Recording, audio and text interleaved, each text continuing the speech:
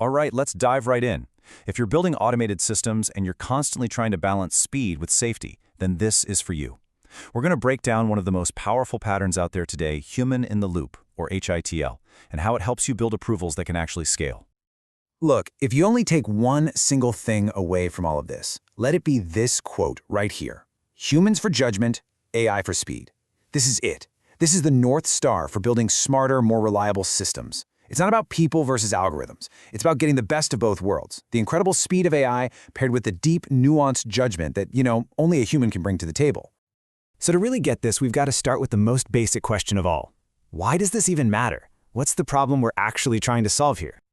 Okay, so at its very heart, human in the loop is a design pattern. And that word design is absolutely key. This isn't something you tack on later when things go wrong. No, it's a choice you make from the start. You're intentionally building these checkpoints, these little pause buttons into your process where the automation has to stop and wait for a person to say go, or to double check something, or maybe even to take the wheel entirely.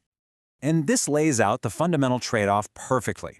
On one side, you've got full AI automation. Yeah, it's fast, it scales like crazy, but man, the risk of a major error is always there, and one bad call can ripple through your entire system in a blink. But on the other side, you bring a human into the loop, and what do you get? A huge jump in safety and quality. The catch? Well, it takes people. But here's the thing. For any high-stakes job, the cost of one critical mistake is just infinitely higher than the cost of having a person take a second look. All right, so we get the why. Now let's get into the nuts and bolts. Let's talk about the what. What are the actual pieces you need to put together to build a really solid human-in-the-loop system? It's actually way simpler than it sounds. The whole thing, the entire foundation, it really just rests on three core parts that all work together. If you can get these three down, you can basically build a human checkpoint into almost any workflow you can think of. So first up, approvals. Think of these as simple go or no-go gates. The AI does all the heavy lifting and then stops and just presents its case for a simple yes or no from a person. Second, you need review queues. This is all about organization. You can't just be blasting people with random alerts.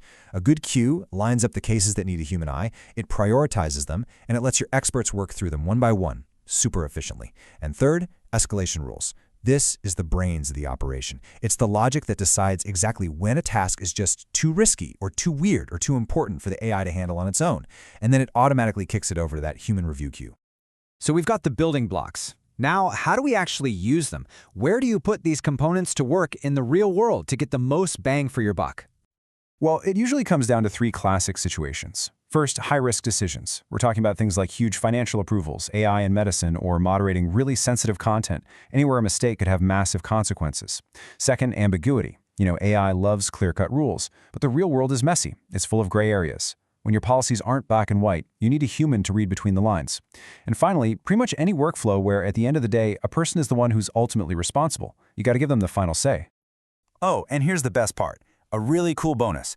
Every single time a person steps in and makes a call, they approve something, they reject it, they fix a mistake, they are creating a perfect, beautifully labeled piece of training data. You can then feed all of that data right back into your AI models to make them smarter over time. So the system gets better and better, and pretty soon it needs to escalate fewer and fewer cases. It's a fantastic, virtuous cycle. Okay, but look, we're builders, we're operators. We can't just feel like something is better. We have to prove it, right? We need the data. So how do you actually measure the impact of your human loop to show that it's worth the investment? It really boils down to two things. First, and this is the big one, is quality.